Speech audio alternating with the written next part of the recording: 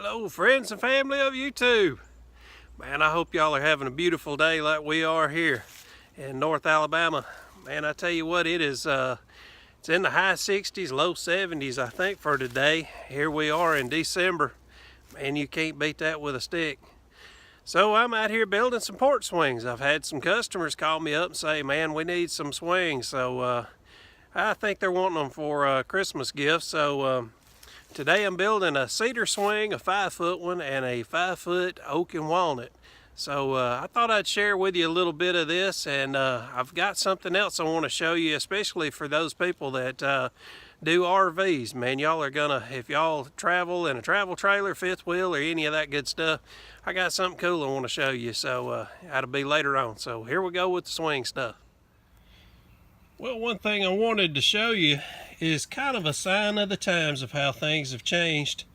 This right here is walnut, and this right here is oak. And this is a little strip that I cut up earlier, and that'll be, you know, of course, part of the swing, where you sit on. So I'm going to take this piece of walnut here and cut it up.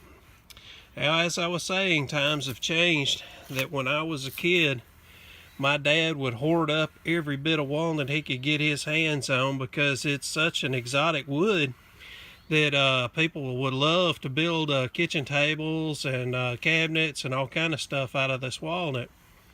Nowadays, the buyer's market, as far as the people that are out buying stuff, they do not understand walnut. They do not appreciate it. They don't have that sense of knowledge of walnut. You can sell something made of pine just as easy as you can sell something made of walnut. And this walnut wood, for me to buy it, it cost me a lot more money. But I've had some sitting around, and nobody's wanting me to build them a table, so I'm just having to use it to make porch swings. So I make a porch swing that is every other strip is walnut or oak. And well, when you clear coat it, I'm telling you what, it's a beautiful piece of wood, but a very beautiful piece of furniture. But if you notice on here, these lines, they are at a radius. They're not straight across. And what this is from the sawmill. If you think about back in the old days, the sawmills had these huge wooden blade or steel blades, and those steel blades is what cut these boards. So this board here could be as old as, it could be anywhere from 30 years old or older. Not just the tree, I'm saying actual cut of this board. This is what they used to cut boards with at the sawmill. That blade right there is about a 28-inch blade. So you could saw up logs with it, and of course then you'd make lumber with those logs. But they don't use these anymore. Some places every now and then you'll see use them, but it's just to square up the log. And after that they use what's called a bandsaw. So it's a lot harder for me to find lumber that has the radial cuts in it like that. The reason I like the old radial cut is I actually do, when I build like kitchen tables for people, I like to leave it rustic. And I like to leave some of those saw marks still in the wood, and to me that makes such a beautiful piece of lumber, and definitely a beautiful piece of furniture. When you put that clear coat over it, even though you still got the marks in it, it's still got a smooth feel to it, so it doesn't snag you as you try to drag your hand across it or a cloth or whatever. So anyway, I just thought I'd share that with you. It's amazing how things have changed over the years. There used to be bookstores all over the place. Now the internet's kind of killed the bookstores. We used to have video stores all on every corner as well. You could go out and rent DVDs, CDs, and movies and all that, but those have gone too. So it's kind of amazing to see times change as they have just in my short lifetime. But that's something that has definitely changed. People just don't have the appreciation for exotic woods like they used to. So used to see a lot of cherry. I used to see a lot of cherry furniture, but now I'm seeing more stuff just made of particle board, which is sawdust and glue, and leaves a lot of formaldehyde in the air, and of course we breathe that crap in our home, and it's not very healthy. But that's what FEMA trailers, if you ever hear about FEMA trailers, their big problem was they had way too much formaldehyde in them, and it basically is like breathing poison. Actually, they use that stuff to put in dead bodies to preserve them, so you can imagine it's not healthy to breathe that stuff. Check out this lawnmower I got. Well, when I got this lawnmower, it didn't have any air in any of the tires. They were all flat on it, and couldn't get it to start. So I did a pretty cool little trick. I used one of those jump boxes that has the air compressor built onto it. I'll show you that here in a minute. But anyway, I just took that thing over to the lawnmower, pumped up the tires. But how I got it on the trailer, I think y'all will get a kick out of that.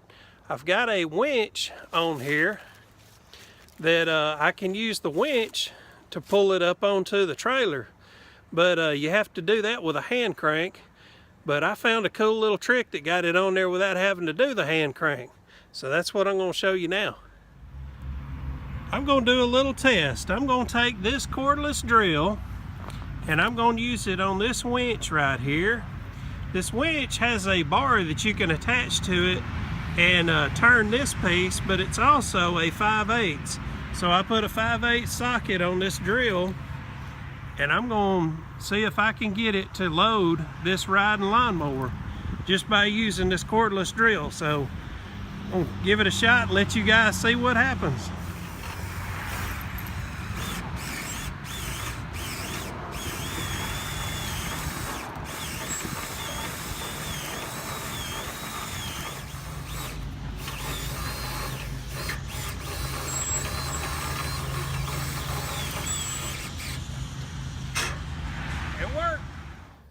Alright, as I said, I got something for all my friends that do RVing or camping or whatever. I'm going to show you something that I think everybody needs to have, and I'm going to compare these three here for you.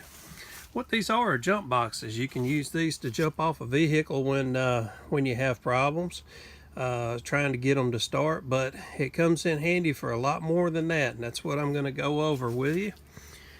I got this one here for $5 at a yard sale, and it did not have a cord with it. This is similar to a jump box, but it does not actually jump off a vehicle. But what it does is it has a built-in light on it. It's got a little stereo, but you can also, it has a port where you can plug in a 110 object, or it's got a cigarette lighter port as well. And it also has a USB port on here somewhere where you can plug in something USB style. Now what I like this for is just for charging up my cell phone or maybe my computer.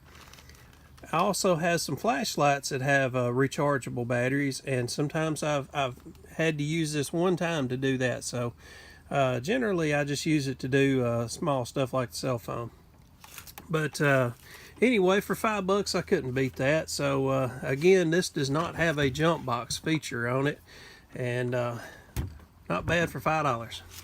This one here, I think these run anywhere depending on the amp size and the battery, 700 amps. Depending on the size that you get of these can run anywhere from $35 to $70.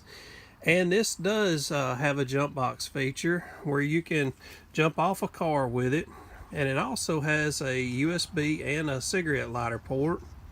But what I like about it is it does have this jump box feature to it. Okay, so with that jump box feature, what you can do is you can remove your battery of your RV for the winter, and you can actually hook this to where the battery would be of your RV.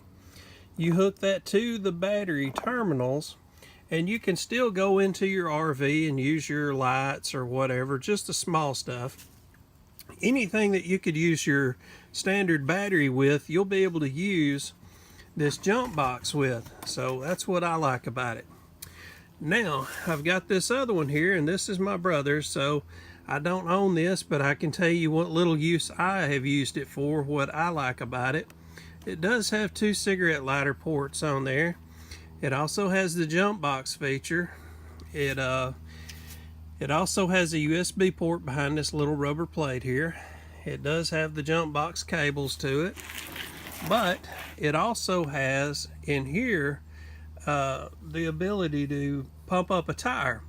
Now, I do not know if you could actually pump up a car tire or something of that nature, but I like to use it for my riding lawnmower, you know, pumping the tire up with it, because I can tote this thing right to the lawnmower and be able to pump that tire up in a matter of seconds. I don't have to drag out the compressor. I don't have to run an extension cord to it or all that stuff. I just take this and take it right to the lawnmower, and I can pump it right up. If you ever was in a pinch and you needed to pump up a car tire, I highly suggest jacking up the car. That way you get all of the pressure off of that tire, and then you can pump it up with something like this, or one of those small portable ones that you plug into your cigarette lighter. So if I had to do a good, better, best, of course this one is only for a very few features, basically using the radio in a pinch, charging up your cell phone. This one has several features that is good. So this is decent, better, and I would give this a best. You can get these at Harbor Freight. Usually you can also get a coupon at Harbor Freight and get like 10 to 20% off. So once you walk in the store, if you're not familiar with it, they usually have like a small little newspaper thing, and you can get that little newspaper thing when you come in the door, and it shows you all the sales they have going. And it'll have a coupon. You can cut out that coupon while you're walking around in the store and use it to purchase. And you can probably get these for 49 bucks, I think, something like that. So well worth it. It saves me a lot of hassle. Come in handy many times. So with the jump boxes that I showed you, the thing that I really like to have those for is when I get my generator going, you know, I'll run it overnight to run the heater or the air conditioner or whatever.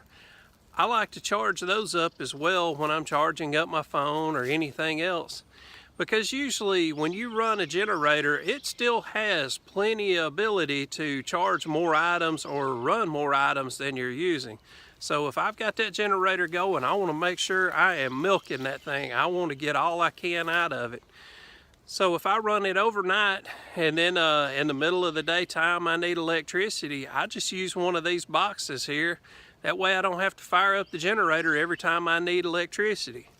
Then later on that night, when I do need electricity and I fire up the generator, I charge those boxes right back up. So I usually take those two that I told you were mine, I take those with me wherever I go, and I keep them charged up all the time. But the one that I borrowed from my brother, I'm definitely going to be getting me one of those down the road. Maybe Purdy will get me one for Christmas. Hey, I've got a good Christmas story coming up for y'all. So I know a lot of you like stories, and one of my favorite stories of all time is a story from my Christmas as a kid. I guess I was about, somewhere around 8 or 9 years old, something like that. But I'm going to be sharing that story with you soon, so y'all keep your eyes open for it. Folks, I appreciate y'all watching today. I hope y'all have a great day, great weekend. We'll see y'all soon. Take care. Bye-bye.